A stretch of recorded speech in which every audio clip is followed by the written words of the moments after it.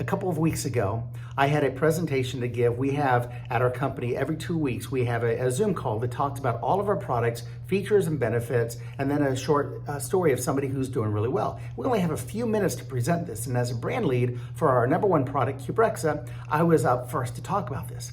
And so I started off my talk with this.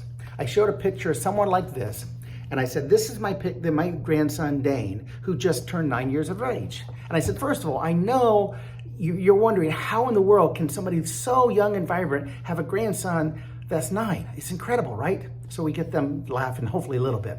And then I said, the really good thing about this is our product can now help. Our product, Qbrexza, is for excess sweating, long name, hyperhidrosis, and it's very embarrassing if you have somebody who sweats too much. And I said, Dane is of the age now that he could take our product and be helped and help eliminate this embarrassment because he's old enough to do that. And so what I was doing is, instead of just telling him the age limitations that we've been studied for and the efficacy and the safety and everything else, I put a picture to it. I put an example to it because I want it to be memorable. I want it to be something that they can take to their offices and make a difference.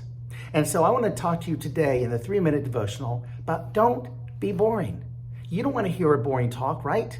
I don't want to hear a boring talk. We don't want to be boring or looked at that way. But how many presentations are we in, or are we listening to, or are we giving? How many sales pitches? How many times are we talking to people about something that's really important to us, that it tends on being boring? So one way we can do this is using analogies or sometimes metaphors to do this. What's the difference? Well, a metaphor is something, it's like Joyce is a pig. That'd be an example of a metaphor, where an analogy explains how one thing being like another helps explain them both. In fact, a great example of this is Jesus.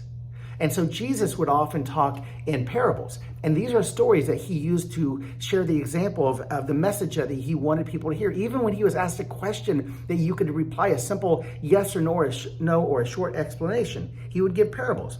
And this is from Matthew 5, I'm going to share. And when he talks about the salt and the light, he's given the talk on the Sermon on the Mount, his most famous sermon. And he goes in chapter 5, verse 13, he goes, "You are the salt of the earth. But if salt has lost its taste, then how shall the salt be restored? It is no longer good for anything except to be thrown out and trampled under people's feet." And then he continued, he said, "You are also the light of the world. A city set on a hill cannot be hidden.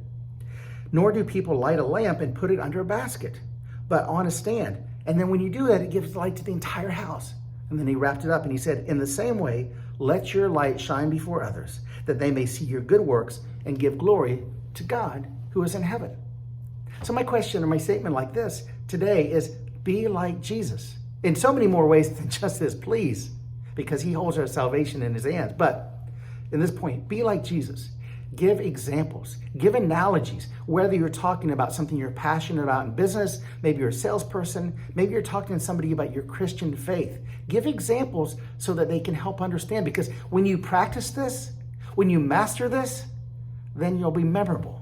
You won't be boring. Have a great day.